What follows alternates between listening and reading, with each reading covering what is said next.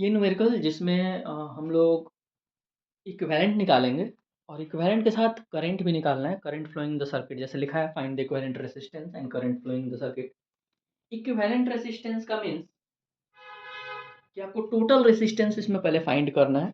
वो कॉम्बिनेशन इसमें दोनों कंबाइन में दिया हुआ, आप देख रहे हो कि पैरेलल में भी है, सीरीज में है। अब मैं आपको बताऊंगा कि पैरेलल और सीरीज हमें पता कैसे चलेगा कौन से पैरेलल में है कौन से सीरीज में है। अगर आपको नहीं पता है तो मैं यहाँ बहुत ईजी कंसेप्ट आपको बताऊंगा कि पैरेलल और सीरीज पहले हमें पता करना है कौन कौन से रेजिस्टेंस पैरेलल में है कौन कौन से सीरीज में है। उसके जस्ट बाद हम लोग पहले इक्विवेलेंट रेजिस्टेंस निकाल देंगे और जब रेजिस्टेंस निकल जाएगा तो V equals to I R, I बहुत इजीली निकल जाएगा करंट फ्लोइंग द सर्किट क्योंकि वोल्टेज गिवन है नीचे 12 वोल्ट। तो बहुत इजी ट्रिक है कि आपको पैरेलल समझना है कि कहाँ पैरेलल और कहाँ सीरीज है। हमारे पास जहाँ पॉजिटिव होता है, ये जो बड़ा होता है सिंबॉलिक, उसे हम पॉजिटिव टर्मिनल कहते हैं और जो छोटा है उसे निगेटिव टर्मिनल कहते हैं। तो करंट, कन्वेंशनल करंट हम लोग ये मानते हैं कि पॉजिटिव से ही निकल रहा होगा करंट। करंट यहाँ से आया, यहाँ गया और यहाँ से यहाँ तक आया। अब समझना है आपके पैरेलल आपको पता कैसे चलेगा। यहाँ तक आने के बाद यहाँ से आप देख रहे हो कि इसके पास दो रास्ते हैं, एक यहाँ जाने के लिए एक यहाँ जाने के लिए। जहाँ से दो रास्ते स्टार्ट होते हैं और जहाँ तक वो जाकर फिर वापस मिल जाते हैं, यानी ये दोनों पैरेलल में है। इतना हमें पता चल गया, ये जो कॉम्बिनेशन है ये पैरेलल है क्योंकि यहाँ से निकल रहा है और फिर जाकर यहाँ मिल जा रहा है। तो सबसे पहले हम लोग इसकी पैरेलल कॉम्बिनेशन यहाँ साइड में निकाल लेंगे। यानी हमारे पास 1/RP का फॉर्मूला होता है 1/R1 plus 1/R2, R1 R2 यानी 1/RP 1/10 प्लस 1/40। एलसीएम ले लो क्या, 40 10 4 जाए यानी 4 और प्लस 1/RP इक्वल्स टू आया 5/40। लोएस्ट टर्म में कर लेंगे हम।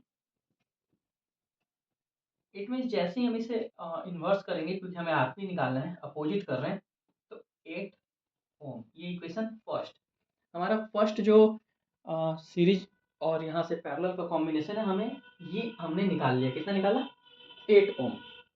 अब यहाँ से फिर से करंट कंबाइन होने के बाद यहाँ से आप देखोगे फिर से तीन रास्ते आ गए, एक इधर के लिए एक इधर एक इधर, तीन रेसिस्टेंस है और तीन रास्ते।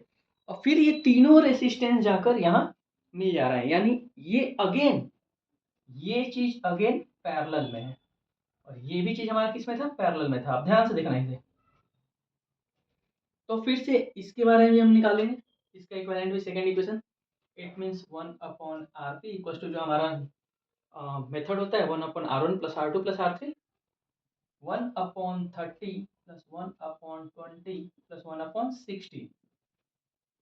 60 एलसीएम, यहाँ 2 आ जाएगा, यहाँ 3 और यहाँ 1। इट मीन्स 6/60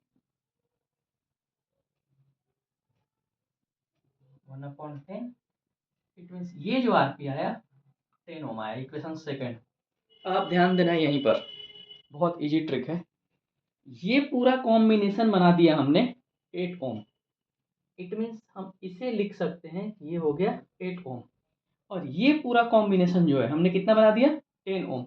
यानी इसके साथ इसके सीरीज में ये कितना है, 10 ओम है। 12 वोल्ट ऊपर कर दे रहा हूँ। ये पूरा ध्यान से देखो, ये पूरा 8 ओम बन गया और ये पूरा 10 ओम बन गया। इसके बाद आप देख रहे हो circuit same as it is है। बहुत ही समझने का तरीका है। तो जब ये 10 और 8 अब हमें दिख रहा है कि अब तो ये एक ही लाइन है, मतलब एक ही पाथ है करंट का, यानी ये दोनों अब किस में है, सीरीज में है।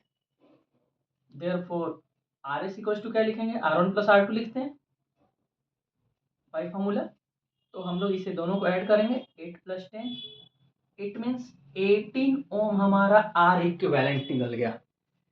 अगर आप इसे देखते तो इसके नीचे फिर से बनाते कि ये कितना बन गया, ये फाइनल हमारे पास 18 ओम। डायग्राम भी इस तरह से इक्विवेलेंट बनाते हैं, 11 12 में तो आपको डायग्राम भी इक्विवेलेंट बनाना होगा। 18 ओम हमारा इक्विवेलेंट आ गया। इसके बाद इक्विवेलेंट रेजिस्टेंस हमें पहले निकालना था, ये 18 ओम आ गया। अब हमें निकालना है current flowing in the circuit. तो आपको पता है current flowing in the circuit निकालने के लिए सबसे पहले हम रेजिस्टेंस जब निकाल लिए, तो अब हमारे पास इक्विवेलेंट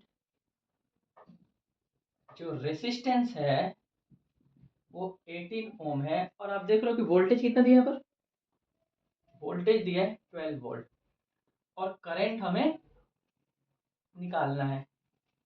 करंट सर्किट के अंदर कितना करंट फ्लो कर रहा है सर्किट के अंदर, ये निकालना है हमें। तो करंट निकालने के लिए हमारे पास ओम्स लॉ है। अकॉर्डिंग टू ओम्स लॉ हम क्या जानते हैं,